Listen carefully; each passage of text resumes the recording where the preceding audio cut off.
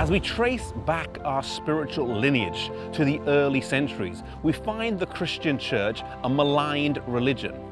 It was not popular. Many of the Christians in the early centuries paid the ultimate price for their faith with their lives. The Colosseum in Rome stands today as a testament of this fact. Under pagan Rome, the Christian church struggled along, but one thing was sure. The intensity of the persecution kept the church free from nominal and lukewarm Christians. If you were a Christian, you had to be all in. There was no middle ground. But in the 4th century, an event would come along that would change all of that dramatically. The conversion of Constantine changed the course of history for the whole of Christendom, and the roots of that come down here to York, England. In 306 AD, Constantine was declared emperor here.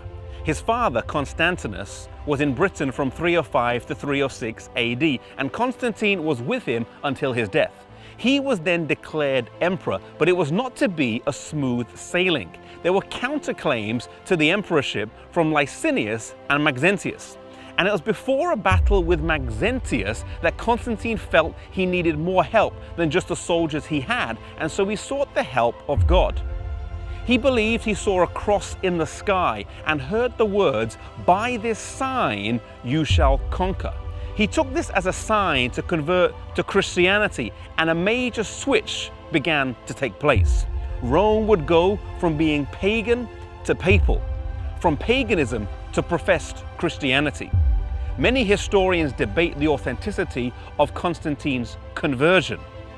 Was it a deep-rooted biblical conviction, or was it a political ploy to keep a divided empire together? One thing is sure, though, that after his conversion, practices crept into the church that previously had no place there. Temples that were pagan were changed to Christian. The Pantheon in Rome was changed into a Christian church, and the names of gods were changed to Christian saints. For example, Jupiter became Saint Peter, and the list goes on.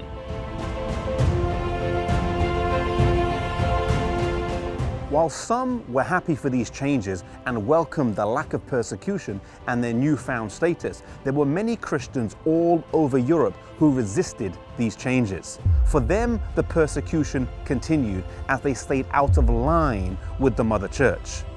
These were Christians who were maintaining the pure apostolic faith that was handed down to them over the years. There were scattered groups of people all over Europe, in northern Italy, in southern France, the Celtic Church here in Britain, and in various other places. The Bible refers to them as the church in the wilderness in Revelation chapter 12, verses 6 and 14.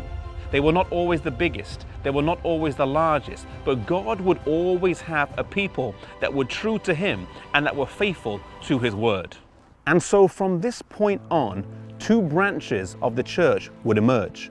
The recognized, the mainstream, but the compromised church, and then the persecuted, often the smaller, but the pure church. The question for us today is, which one of these 2 are we a part of?